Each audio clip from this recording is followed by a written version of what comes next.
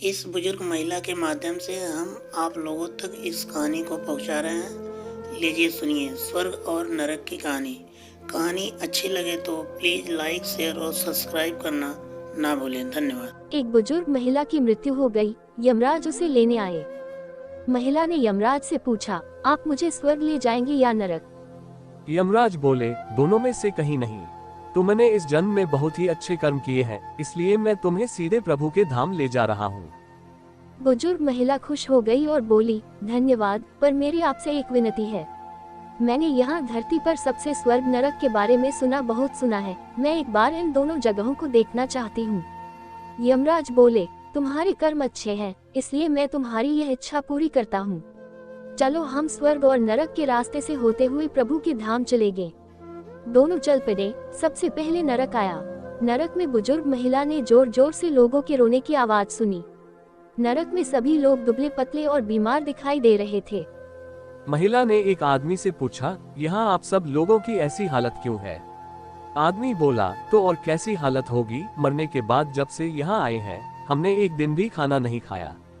भूख से हमारी आत्माएं तड़प रही हैं। बुजुर्ग महिला की नजर एक विशाल पतीले पर, जो कि लोगों के कद से करीब 300 फुट ऊंचा होगा, उस पतीले के ऊपर एक विशाल चम्मच लटका हुआ था।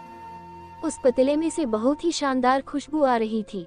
बुजुर्ग महिला ने उस आदमी से पूछा, इस पतीले में क्या है? आदमी मायूस होकर बोला, ये पतीला बहुत ही स्वादिष्ट खीर से हर समय भरा रहता है।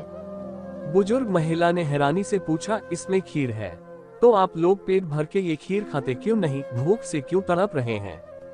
आदमी रो रो कर बोलने लगा, कैसे खाएं? ये पतीला 300 फीट ऊंचा है, हम में से कोई भी उस पतीले तक नहीं पहुंच पाता।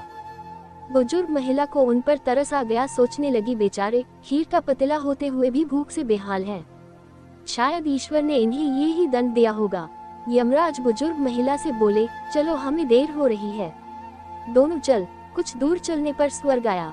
वहाँ पर बुजुर्ग महिला को सबकी हंसने खिलखिलाने की आवाज सुनाई दी।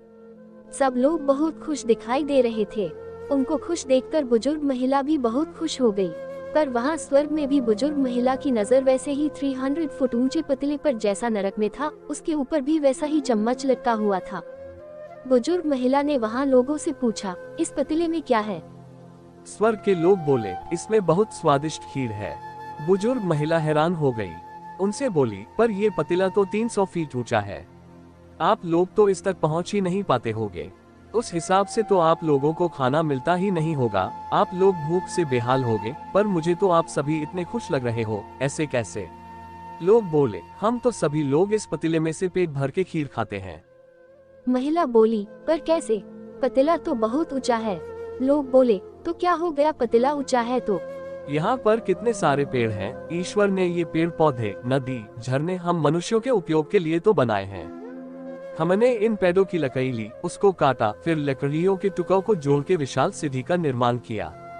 उस लकड़ी की सीढ़ी के सहारे हम पतीले तक पहुँचते हैं और सब मिलकर खीर का आनंद लेते हैं। बुजुर्ग महिला यमराज की तरफ देखने लगी।